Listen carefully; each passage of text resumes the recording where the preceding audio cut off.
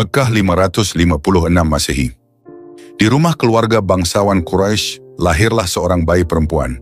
Tangis pertamanya menggema di antara dinding-dinding rumah Khuwailid bin As'ad. Bayi itu dinamai Khadijah, seorang anak perempuan dari keluarga Al-Asadiyah, keturunan langsung dari Qusay bin Kilab, silsilah yang mulia yang kelak nasabnya bertemu dengan lelaki paling agung, Nabi Muhammad SAW. Di rumah itu, Khadijah tumbuh dalam didikan keluarga terpandang. Ayahnya Khuwailid adalah saudagar besar dan disegani. Ibunya, Fatimah binti Zaidah, dikenal sebagai wanita bijak dan santun. Dari kedua orang tuanya itulah Khadijah mewarisi bukan hanya harta, tetapi juga kehormatan dan keluhuran. Tahun demi tahun berlalu, Khadijah kecil tumbuh menjadi gadis yang memesona. Kecantikannya bukan hanya karena parasnya yang elok, tetapi dari kelembutan budi pekertinya, dari keteguhan sikapnya, dan kecerdasannya dalam berbicara. Namun takdir mengguratkan luka lebih awal. Saat usia Khadijah menginjak remaja, ibunda tercinta wafat. 10 tahun kemudian, menyusul sang ayah, Khuwailid bin As'ad, meninggalkan dunia dan mewariskan kekayaan besar kepada Khadijah dan saudara-saudaranya. Kekayaan itu bisa menjadi bencana. Namun Khadijah tidak membiarkan hartanya menenggelamkan diri dalam kemewahan. Ia tidak membiarkan dirinya hanyut dalam kemalasan. Sebaliknya, ia bangkit mengangkat tanggung jawab yang berat di pundaknya dan mengelola bisnis keluarga dengan tangan dingin dan ketajaman akal. Namanya mulai menggema di pasar-pasar. Keuntungannya meningkat. Barang-barang dagangannya menjangkau ke Syam dan Yaman. Tidak ada satupun wanita di Mekah saat itu yang mampu menyamai kebijaksanaan dan kelihayannya dalam berdagang. Maka orang-orang pun menjulukinya Ratu Mekah, Ratu Quraisy, dan lebih agung dari semua itu At-Tahirah, perempuan yang suci. Julukan itu bukan datang dari sesama wanita. Justru para lelaki Quraisy yang terkenal sombong dan angkuh, yang mengakui dan menyematkan gelar itu kepadanya. Karena dalam pribadi Khadijah, mereka melihat teladan, kehormatan, dan kemurnian akhlak yang tidak biasa. Namun perjalanan hidupnya tidak berjalan mulus. Khadijah telah menikah 2 kali. Pertama dengan Abu Halah bin Zurarah At-Tamimi, dan darinya lahirlah 2 anak, Halah dan Hindun. Setelah suaminya wafat, Khadijah kembali menikah dengan Atiq bin Aid al-Makhzumi. Namun ia pun meninggalkan harta yang banyak. Khadijah kini sendirian janda, kaya raya, dan semakin dihormati karena ketegarannya. Para bangsawan Quraisy berbondong-bondong melamarnya. Mereka mengajukan nama, silsilah, harta, dan pengaruh. Namun Khadijah menolak semuanya. Ia berkata kepada saudaranya, "Hatiku belum terpanggil untuk seorang suami. Perhatianku saat ini hanya pada anak-anakku dan perniagaanku. Aku bukan wanita yang mencari perlindungan. Aku wanita yang mencari keberkahan." Khadijah bukan hanya perempuan kuat. Ia juga bijaksana dalam memilih orang-orang yang membantunya. Suatu hari ia mendengar nama seorang pemuda dari Bani Hashim. Pemuda itu tidak memiliki harta, namun dikenal jujur, santun, dan terpercaya. Namanya Muhammad bin Abdullah. Khadijah tertarik. Ia mengutus orang kepercayaannya, Maisarah, untuk menyampaikan tawaran. Muhammad diminta membawa dagangan Khadijah ke Syam. Pemuda itu menerimanya. Perjalanan dagang itu mengukir takdir. Maisarah menyaksikan keajaiban.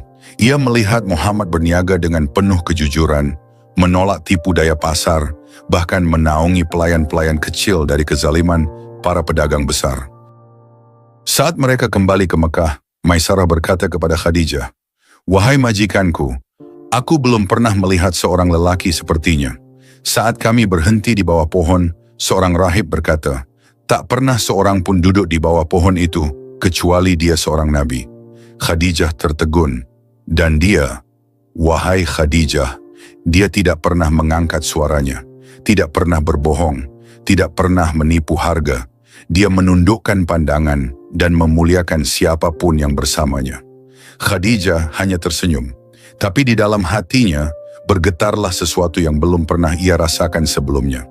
Kekaguman berubah menjadi harapan, dan harapan perlahan tumbuh menjadi cinta.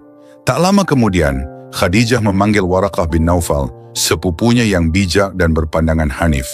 Ia berkata, "Wahai pamanku, bagaimana pandanganmu jika aku berniat melamar Muhammad untuk menjadi suamiku?" Waraqah tersenyum, matanya memancarkan ketenangan. "Wahai Khadijah, engkau adalah wanita paling mulia di Quraisy, dan Muhammad adalah lelaki paling jujur di kalangan Bani Hashim. Jika kalian disatukan, maka itu adalah penyatuan yang diridhai langit." Maka Khadijah mengirim utusannya kepada Nabi Muhammad SAW membawa pesan, "Wahai Muhammad, engkau adalah lelaki yang terhormat. Aku telah melihat kebaikanmu.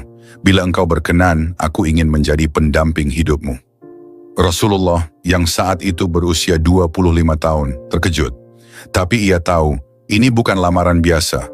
Ini adalah jalan yang dibuka Allah. Maka ia meminta persetujuan Abu Thalib dan Hamzah. Tak lama kemudian, pernikahan agung itu pun berlangsung. Dengan mas kawin 20 ekor unta muda, Rasulullah menikahi Khadijah yang saat itu berusia 40 tahun.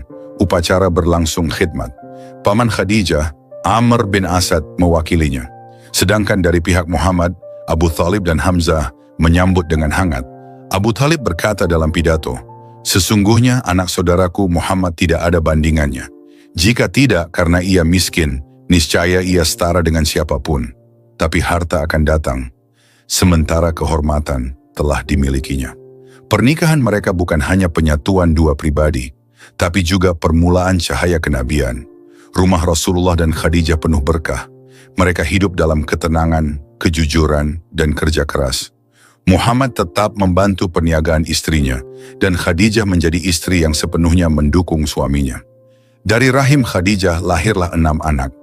Pertama, Al-Qasim meninggal saat bayi. Kedua, Abdullah yang dikenal sebagai At-Tahir atau At-Tayyib. Ketiga, Zainab. Keempat, Ruqayyah. Kelima, Ummu Kulsum. Keenam, Fatimah Az-Zahra. Khadijah mengasuh anak-anaknya dengan lembut, penuh kesabaran. Ia tidak pernah menyombongkan status atau hartanya. Ia membesarkan mereka dengan nilai-nilai cinta dan ketaatan kepada Allah.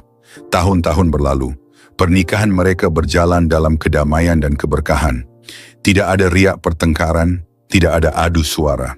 Hanya ada kasih sayang yang tulus, saling menghormati, dan kerja sama yang kokoh antara suami dan istri.